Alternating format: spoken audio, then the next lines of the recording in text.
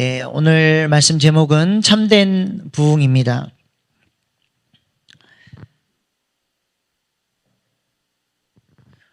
우리가 지난 이틀간에 거쳐서 느헤미야 말씀 나눴는데요. 느헤미야의 기도와 또 계획과 또 이스라엘 백성들의 거룩한 팀워크와 또 거룩한 순종으로 말미암아 성벽을 무려 90년 동안이나 이루지 못했던 그 일을 단 52일 만에 이루게 됩니다. 근데 이제 중요한 것은 건물을 짓는 것이 중요한 것이 아니라 뭐가 중요해요? 그 공동체 가운데 그 성전에 하나님의 영광이 임하는 것이 중요하고 또 그 거룩한 하나님의 백성들이 이제는 하나님의 은혜 안에서 거룩하게 구별된 삶을 살아내는 것이 중요합니다. 느헤미야는 이것을 위해서 기도했고 이것이 느헤미야의 비전이었습니다. 그래서 성전을 세운다라고 하는 것은 그곳에 하나님의 임재가 있어야 되는 것이고 그 성전의 은혜로 말미암아 하나님의 백성들이 거룩하게 구별된 삶을 살아내는 것이 성전을 세우는 것입니다. 이것을 딱 한 단어로 표현할 수 있어요. 하나님의 임재가 있고 그 하나님의 은혜로 말미암아 하나님의 백성들의 삶이 놀랍도록 변화되는 것, 그것을 한 단어로 표현하면 어떤 단어가 떠올라요? 부흥이에요. 부흥. 부흥이라는 그 단어 속에 이 모든 것이 다 포함되어 있습니다. 우리는 부흥 그러면 숫자적 증가를 생각을 합니다. 그러나 부흥은 단순한 숫자적 증가의 의미만을 말하지 않아요. 영어로 부흥을 리바이벌이라고 하는데 이 어원은 어떤 단어와 똑같은 어원을 쓰냐면 부활과 똑같은 어원을 쓰고 있습니다. 로마서 8장 11절 말씀에 보면 예수님께서 어떻게 부활하셨다고 말씀합니까? 예수를 죽은 자 가운데 살리신 이의 영이 너희 안에 거하시면 그리스도 예수를 죽은 자 가운데 살리신 이가 너희 안에 거하시는 그의 영으로 말미암아 너희 죽을 몸도 살리시리라.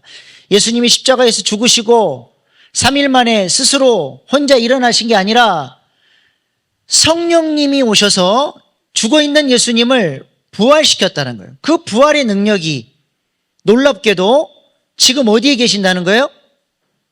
우리 안에, 우리 마음 안에 임재하셔서 부활의 능력으로 역사하셔서 우리로 하여금 그 부활의 능력이신 성령님의 도우심을 따라서 완전히 새로운 차원의 삶, 새로운 피조물로서의 삶, 하나님께서 기뻐하시는 삶을 살아내는 것이 바로 부활이고 그것이 바로 부흥이라는 것입니다. 하나님은 우리에게 이러한 부흥을 주시기를 원하시는 줄로 믿습니다. 그래서 구약에서도 이 부흥이라는 단어는 하야라고 하는 단어를 쓰는데요.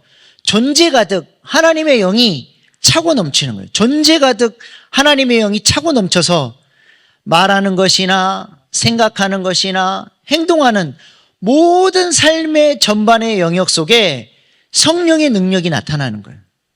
하나님의 임재를 모시고 살고 삶의 새로운 변화들이 나타나는 것이 부흥이라고 할 수 있습니다.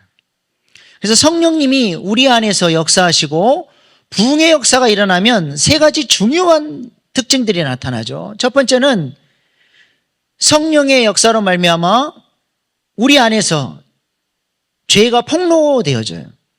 그리고 성령님이 우리 안에 강하게 역사하시면 우리는 그 죄를 붙들고 하나님 앞에 통해 자복하며 회개할 수밖에 없습니다.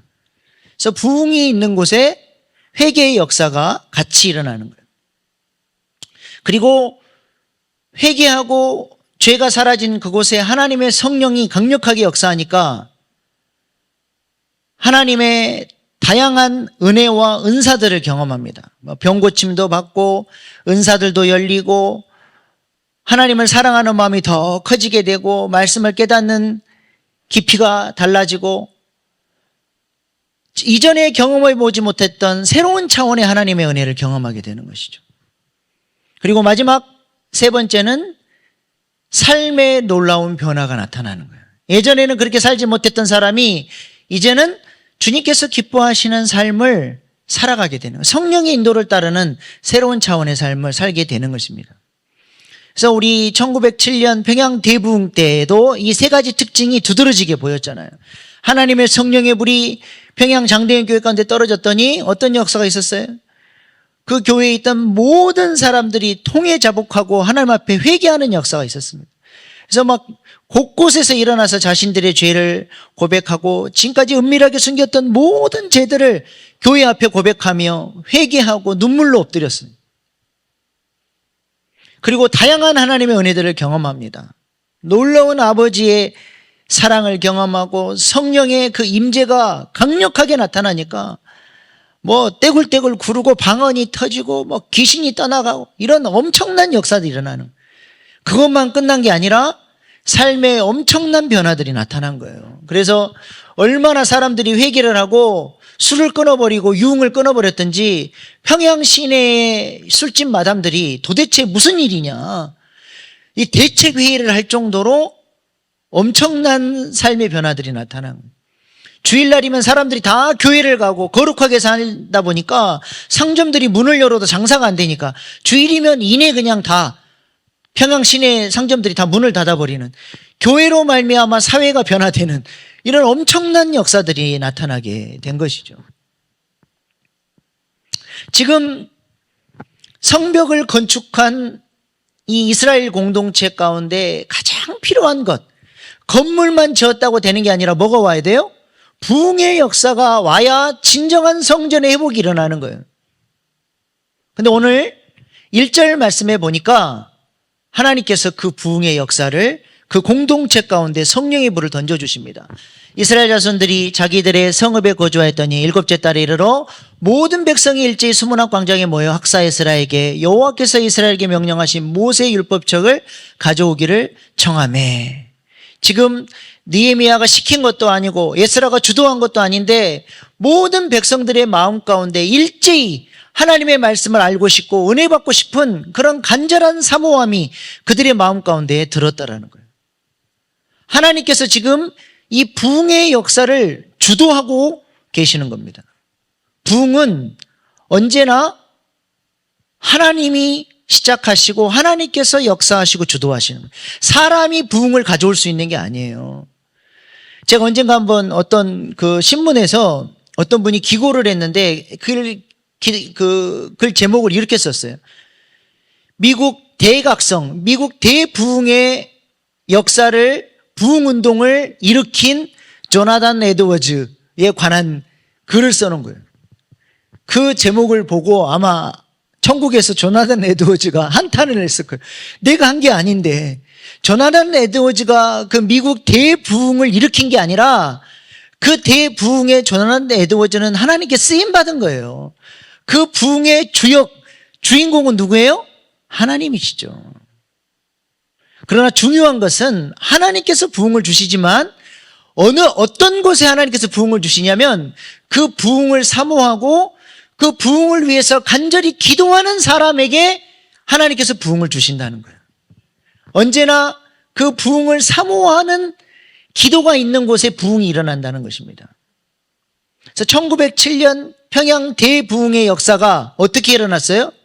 평양 대부흥을 연구한 모든 사람들은 어디에 집중하냐면 1903년 원산 지역을 집중합니다. 그 원산 지역에서 어떤 일이 있었냐? 무명의 여자 선교사들이 세계 도처에서 지금 미국과 인도와 여러 나라들에서 일어나는 부흥의 모습들을 보면서 이 조선 땅이 하나님께로 돌아오고 이 조선 땅이 회복되어지는 일은 하나님의 부흥의 역사가 있어야 된다라고 하는 결론을 내리고 우리가 이 조선 땅의 부흥을 위해서 기도하자.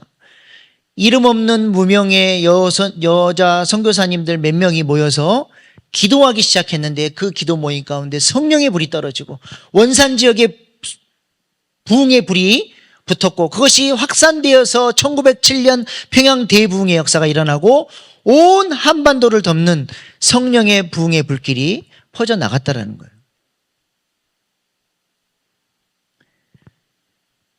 이름 없는 무명의 여자 선교사님들의 그 기도 모임이 부흥의 시발점이 된 겁니다. 그러므로 우리 교회의 부흥을 놓고 모여서 우리 같이 기도하자 하는 그 작은 기도 모임, 목장에서 우리가 우리 교회의 부흥을 놓고 기도하자 할 때 그 목장에서의 기도 모임, 그런 작은 기도 모임을 통해서 하나님께서 어떠한 역사를 일으키실지 아무도 모르는 거예요. 하나님은 언제나 이런 기도하는 사람들을 통해서 역사하셨고 이러한 기도하는 사람들을 지금도 찾고 계시는 줄로 믿습니다. 19세기 중반 제레미야 렌티어라고 하는 사람이 우리가 그리스도인답게 살기 위해서는 기도하지 않으면 안 된다 하고 직장인 6명이 모여서 정심 때 기도하는 운동을 만들었어요. 그 작은 기도 모임 가운데 성령의 불이 떨어지니까 뉴욕을 중심으로 수만 명의 직장인들이 기도하는 역사가 일어나기 시작하면서 온 미주에 성령의 불이, 기도 운동이 싹 퍼지게 됩니다. 이 기도 운동을 통해서 태어난 인물이 누구냐면 그 이름도 유명한 D.L. 무디 목사님이에요.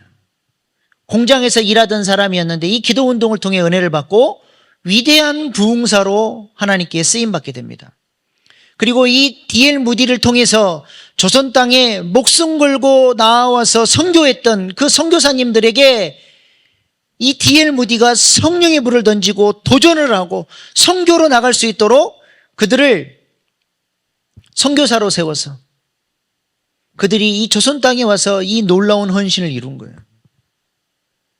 6명이 모여서 직장인들이 기도하기 시작했더니 그 기도의 불이 온 미주와 인도와 심지어는 한반도에까지 그 기도의 불이 번진 줄로 믿습니다. 이 느헤미야와 이 이스라엘 공동체 가운데 이 성령의 불이 임하는데 이를 위해서 느헤미야가 금식하며 기도했고 성벽을 건축하며 기도했고 온 이스라엘 백성들이 연합해서 거룩한 팀워크를 이루고 기도하면서 성벽을 건축했더니 하나님께서 그 기도를 들으시고 그 공동체 가운데 성령의 불을 던져주신 줄로 믿습니다. 그래서 오늘 본문 2절 말씀에 보니까 그들이 이 갈급한 심령으로 하나님 앞에 모였는데 언제 모였어요? 7째 달 초하루에 모였어요. 7째 달 초하루는 유대인 절기로 말하면 나팔절이고 이것을 우리 달력으로 바꾸면 새해입니다. 새해 첫날 이스라엘 백성들이 하나님 앞에 모여서 1년의 첫날을 하나님께 거룩하게 구별하여 은혜 받고 우리의 삶이 하나님 앞에 온전히 드려지고 거룩하게 구별된 삶으로 살아가기를 소원하는 마음으로 그들이 새해 첫날 모여서 예배한 거예요. 거룩이 뭡니까? 어제도 제가 거룩에 대해서 말씀드렸죠. 거룩은 구별하는 거예요. 구약성경에 보면 구별된 존재들이 나와요. 누구예요? 나실인이에요. 나실인이란 말 자체가 구별된 자라는 거예요. 그들은 구별된 자들이기 때문에 거룩한 자들이고 그들은 거룩한 자이기 때문에 제사장이 부제 시에 제사장을 대신해서 거룩한 제사를 집례할 수 있는 특권이 나실인들에게는 있었습니다. 그 대표적인 사람이 누구예요? 사무엘이잖아요. 엘리가 죽고 제사장이 없을 때 사무엘이 그 엘리의 제사장 직무를 대신 감당했어요. 사무엘이 나실인이에요. 나실인은 구별된 존재인데 뭘 구별을 했어요? 뭘 구별했습니까? 우리가 나실인 그러면 딱 또 떠오르는 사람이 한 명 있죠? 누구예요? 삼손이죠. 삼손. 나실인은 머리에 삭도를 대면 안 돼요. 머리카락을 자르면 안 돼요. 머리카락을 기른다는 것은 뭘 의미하는 거예요? 내 머리 위에 권세자가 있다는 뜻이에요. 하나님이 왕이시라는 거예요. 하나님이 왕이 되셔서 삼손의 삶을 다스려 주니까 하나님이 삼손의 인생을 붙들어 주시고 통치해 주시니까 초자연적인 능력이 나타나서 사사로서 어둠의 권세들 적들을 깨트리고 이스라엘 백성을 보호하는 그런 사사의 역할을 잘 감당할 수가 있었던 거예요. 하나님을 왕으로 모시는 것, 머리에 삭도를 대지 않는 게 뭐라고 어제 말씀드렸어요? 우리의 삶의 모든 영역에서 하나님을 왕으로 높이는 방법, 첫 것을 구별하는 거예요. 삭도를 대지 않는다는 것은 뭐냐면 하나님의 것에 손을 안 댄다는 거예요. 그래서 어제 하나님의 영역, 우리가 절대로 건드려서는 안 된 절대 영역, 그게 뭐예요? 주일 성수, 오늘 우리가 드리는 월상 예배, 하루의 첫 시간, 우리의 자녀도 하나님의 것이고 우리의 건강도 하나님 주셨으니까 하나님께 우리의 건강을 맡기는 방법이 뭐예요? 하나님이 주신 건강을 가지고 우리가 주의 일에 봉사하는 거예요. 하나님은 건강 책임져 주시는 거예요. 우리의 11조, 모든 첫 것들을 하나님께 구별해 드리는 것이 하나님을 왕으로 모시는 거예요. 근데 이 초태생의 원리를 안 따라 살고 하나님을 왕으로 내 삶에 안 모시니까 예수님을 믿으면서도 능력이 없어요. 삼손처럼 머리가 깎여가지고 어둠의 권세에 사로잡혀서 다람쥐 쳇바퀴 돌듯이 매일매일 똑같이 하나님 앞에서 뭔가 발전되는 인생도 아니고 죄의 종노릇하면서 그리스도님에도 불구하고 육신에 속한 그리스도인으로 살아가는 사람들이 얼마나 많습니까? 첫 것을 구별하는, 삭도를 대지 않는 그것이 바로 거룩한 삶인 거예요. 또 나시리는 뭘 구별해요? 사체에 가까이 가면 안 돼요. 죄의 삭은 사망이에요. 나시리는 부정한 것은 거절하고 거룩하고 은혜 받는 것은 취사 선택하는 사람이 나시린입니다. 우리가 은혜를 어떻게 받아요? 가만히 있으면 은혜 받습니까? 은혜 받는 비결은 은혜의 방편을 선택하는 거예요. 우리가 의지적으로 선택하는 거예요. 언제 우리가 은혜 받아요? 하나님께서 뭘 통해서 은혜를 주십니까? 예배를 통해서, 기도를 통해서, 말씀을 통해서, 봉사를 통해서, 목장 예배를 통해서 우리가 은혜 받을 수 있는 은혜의 방편들을 의지적으로 선택할 때 우리가 거룩하게 구별된 자로 은혜 안에서 살아가게 되는 거예요. 요셉이 보디발의 아내의 유혹으로부터 승리할 수 있었던 비결이 무엇입니까? 그가 하나님 앞에서 자기가 어떤 존재인지, 자기는 어떻게 살아야 되는지 분명한 자기 정체성이 있었고, 두 번째는 거기로부터 도망쳤다는 거예요. 그 범죄의 현장에서 도망쳤기 때문에 살아남은 거예요. 가지 말아야 할 것, 내 마음을 빼앗을 수 있는 것, 은혜를 빼앗길 수 있는 것들은 거절하고 은혜 받는 일에 마음을 모아주는 거예요.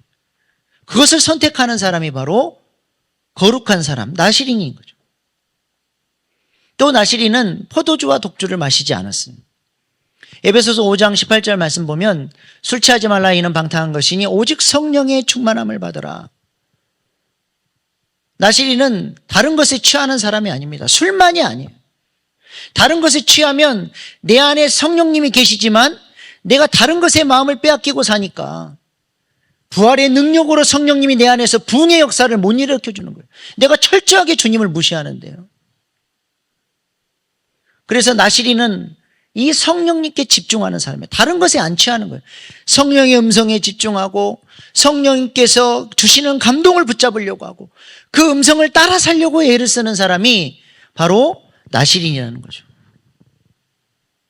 지금 이스라엘 백성들이 새해 첫날을 구별하고 하나님의 말씀 앞에 섰다라는 것은 하나님의 말씀으로 이제는 구별되고 거룩한 삶을 살겠다라고 주님 앞에 그 거룩을 붙잡는 것입니다.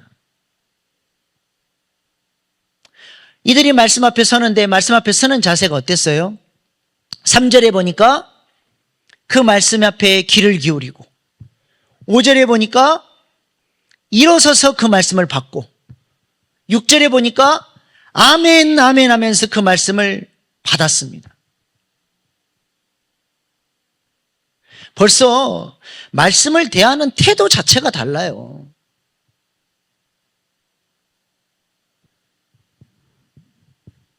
삼 절 말씀 한번 다시 보여주세요. 이들이 말씀을 듣는데 몇 시간이나 들었는지 보세요. 새벽부터 정오까지. 지금 우리 지금 시계로 바꾸면 새벽 6시부터 12시까지 6시간 동안을 꼼짝하지 않고 하나님의 말씀 앞에 서서 아멘 하며 하나님의 말씀을 받았다는 거예요. 우리는 1시간 말씀 듣는 것도 힘들어가지고 시계 쳐다보고 언제 끝나나 몸을 이리 꼬고 저리 꼬는데 6시간 동안을 서서 아멘 하면서 받았다니까요. 얼마나 저들이 하나님의 말씀을 사모했는지 그들의 그 말씀을 향한 열심이 느껴지지 않습니까?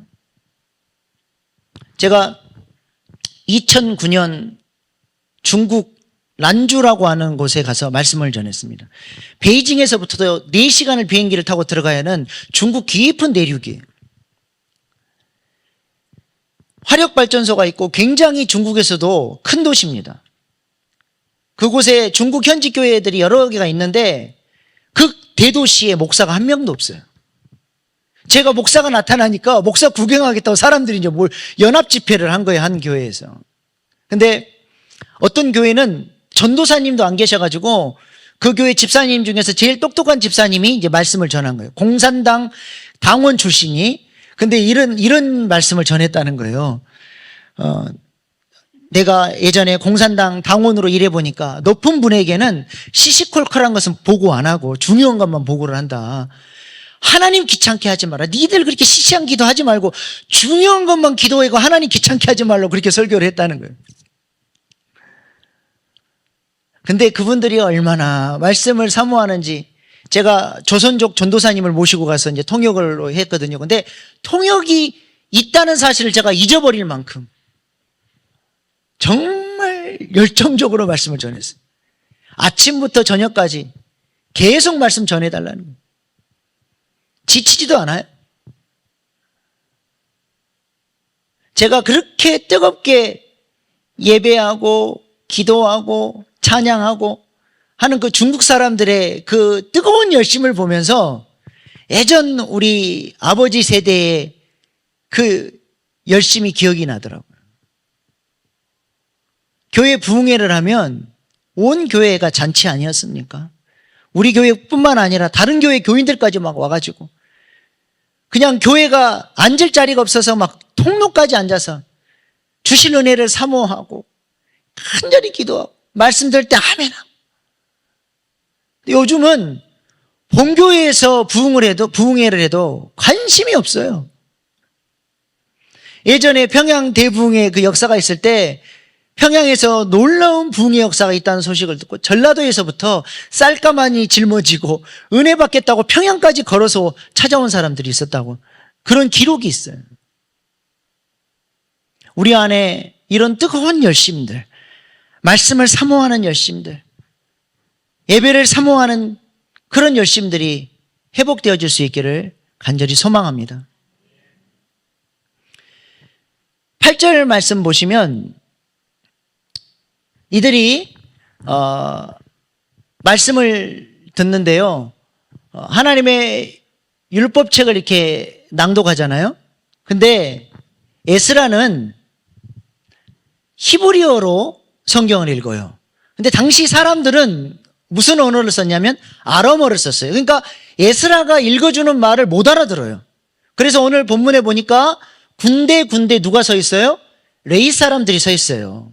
그래가지고 에스라가 히브리어로 1절 딱 읽으면 레위 사람들이 듣고 아람어로 번역을 해줘요. 그리고 이 말씀의 뜻이 무엇인지를 전달을 해주는 거예요. 그래서 히브리어로 한 절 읽으면 여기저기서 막 웅성웅성 이제 막 하는 거예요. 이제 에스라 선생님 다 끝났습니다. 그럼 2절 이러니까 6시간이 걸리는 거예요. 얼마나 시끄럽겠습니까? 지금처럼 마이크 시스템도 없고, 그러니까 군데군데 서가지고 하는데도 그 말씀이 배가 고파가지고 아멘, 아멘 하면서 그 말씀을 그들이 받은 거예요. 아멘 하면 아멘, 아멘 한번 해보세요. 시작. 2번 하라니까요. 다시 시작. 네. 아멘, 아멘. 시작. 네. 아멘이 무슨 뜻이에요? 진실로 그렇게 되기를 원합니다. 진실로 그렇게 되기를 원합니다. 아멘, 아멘. 그 말은 뭐예요? 진실로 그렇게 되기를 원합니다. 우리 교회는 아멘을 안 해요. 하나님의 말씀이 주어졌을 때 아멘, 아멘 이렇게 받으실 수 있기를 축복합니다. 그 말씀이 여러분의 마음속에 아멘 할 때 레마의 음성으로 들어가는 거예요. 이들이 이렇게 간절히 사모하면서 말씀을 들은 거죠. 그랬더니 어떤 역사가 일어났어요? 9절에 그 백성이 율법의 말씀을 듣고 다 우는지라. 하나님의 말씀이 그들의 영혼 가운데 들려지고 말씀의 빛이 확 비춰지니까 세상에 지금까지 우리가 이 말씀을 모르고 하나님께서 하지 말라고 했던 삶을 살았고 우리의 삶이 이렇게 부끄러운 삶이었구나. 하나님 앞에 통해 자복하며 회개하며 흘리는 눈물이었습니다. 우리가 말씀 듣다가 눈물을 흘려본 적이 언제입니까? 말씀 때문에 감동받아서 나 같은 자를 이렇게 귀중한 존재로 보시고 나 같은 사람도 하나님께서 나를 쓰시기를 원하신다고 하는 그 하나님의 감격적인 부르심 앞에 눈물을 흘리며 결단해 본 적이 언제입니까? 은혜가 떨어지면 제일 먼저 나타나는 현상이 말씀이 안 들려요. 말씀이 그렇게 지겹고 저놈의 설교 빨리 끝나버렸으면 좋겠고 졸다 아직도 안 끝나면 그 빨간 눈으로 째려보면서 빨리 끝내라 빨리. 뭐 이렇게 하라는 것도 많고 하지 말라는 것도 많고 부담스럽고 듣기 싫고 은혜 떨어진 사람의 특징이에요.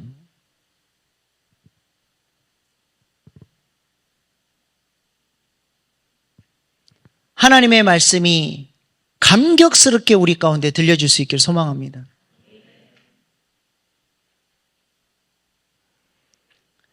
이 이스라엘 백성들이 이렇게 감격스럽게 하나님의 말씀을 눈물로 받았는데요.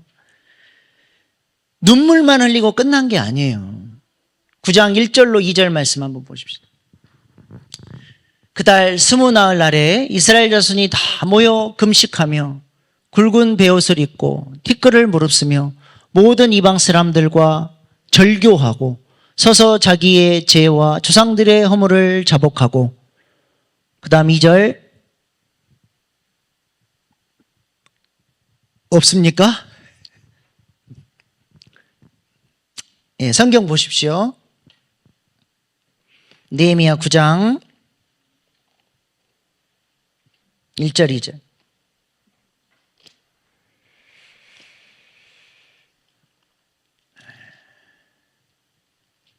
우리 한 목소리로 같이 읽어보겠습니다. 시작.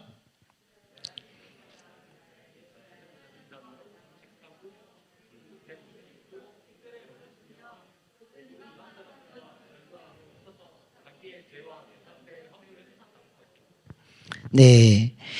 뭘 했어요? 하나님의 말씀을 듣고 금식하며 기도하고 지금까지 잘못 살아왔던 이방 사람들과 섞여 살아왔던 그 모든 문화들과 우상숭배와 그들과의 관계를 절교하고 자기의 죄와 조상들의 허물을 자복했습니다.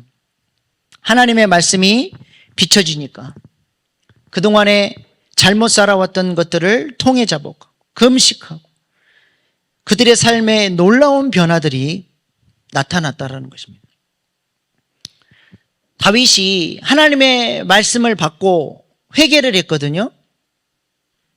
회개하면서 뭐라고 기도했습니까? 시편 51편 17절 말씀 같이 읽어보겠습니다. 시작. 하나님께서 구하시는 제사는 상한 심령이라 하나님이여 상하고 통회하는 마음을 주께서 멸시하지 아니하시리이다. 뭐라고 기도했어요? 상하고 통회하는 마음을 달라는 거예요. 상하고 통회하는 마음이 무엇입니까? 상한 마음과 통회하는 마음. 상한 마음은 이런 거예요. 하나님의 말씀을 듣고 보니까 자기 마음이 너무 아픈 거예요. 내가 하나님을 이렇게 마음 아프게 했고 내 삶이 하나님이 원하신 뜻과 너무 멀어져 있었고 그래서 말씀을 들으면서 내 마음이 너무 아파서 하나님 앞에 눈물을 흘리며 회개하는 거예요. 이 상한 마음입니다. 우리는 이런 것은 또 잘해요. 말씀을 듣고 감동도 잘 받고 결단도 하고 마음이 상하는 것까지는 잘하는데 문제는 통회하는 마음까지 못 가는 거예요. 말씀의 조명을 통해서 내 마음 안에 있는 죄가 폭로당하고 죄의 정체가 드러났어요. 죄가 이젠 난 죽었구나. 다 들켜버렸네. 근데 칼끝이 죄의 목까지 와놓고는 확 안 찔러버려요. 안 죽여요. 죄를 살려놔버려. 통회하는 마음까지 안 나가는 거예요. 상한 마음, 말씀을 통해서 은혜 받고 결단하고 그렇게 살기로 눈물을 흘리면서 주님을 붙잡았어요. 그 다음에는 어디까지 가야 되냐면 통회하는 마음까지 가야 돼요. 이거는 뭐냐면 브로큰 마인드, 완전히 깨트려진 마음이에요. 기도를 통해서 성령의 능력으로 우리의 죄의 본거지를 박살을 내고 죄의 근원을 공격해서 이제는 죄가 나를 끌고 가는 인생이 아니라 성령님이 부활의 능력이 내 안에서 역사할 수 있도록 기도의 자리, 깊은 기도의 자리까지 나아가는 것이 바로 통회하는 마음이에요. 그러니까 인생이 변화되려면, 삶이 변화되려면 말씀과 기도가 같이 가야 돼요. 그것이 경건의 능력이 되는 거예요. 근데 많은 사람들이 이 통회하는 마음까지 안 나가는 거죠. 우리가 상한 마음뿐만 아니라 통회하는 마음까지 나아갈 수 있기를 소망합니다. 이스라엘 백성들이 그렇게 한 거예요. 하나님의 말씀을 사모하고 성령의 역사가 나타나니까 주님의 그 말씀 앞에 엎드리고 회개하고 잡았고 금식하면서까지 통회하는 마음으로 나아갔더니 그들의 삶에 놀라운 변화가 나타나고 기뻐하고 즐거워하고 놀라운 선한 영향력이 그 예루살렘 공동체를 통해서 나타나기 시작했다는 거예요. 진정한 성전을 회복하고 진정한 영적 성벽을 세우는 그런 귀한 민족이 된 것입니다. 이번 느헤미야 말씀 사경회, 우리 새해 특별 말씀 사경회를 통해서 하나님께서 여러분들에게 조명하여 주신 말씀들이 분명히 있으리라 믿습니다. 그 말씀을 가지고 상한 마음만까지만 가지 말고 그 말씀 붙들고 기도하시고 더 엎드려지셔서 통회하는 마음까지 나아가셔서 여러분의 삶에 영적 성벽을 재건하고 거룩한 삶의 구별이 나타나고 하나님을 왕으로 모시고 살아가는 그런 모든 일신교회 성도님들 다 되실 수 있기를 축복합니다.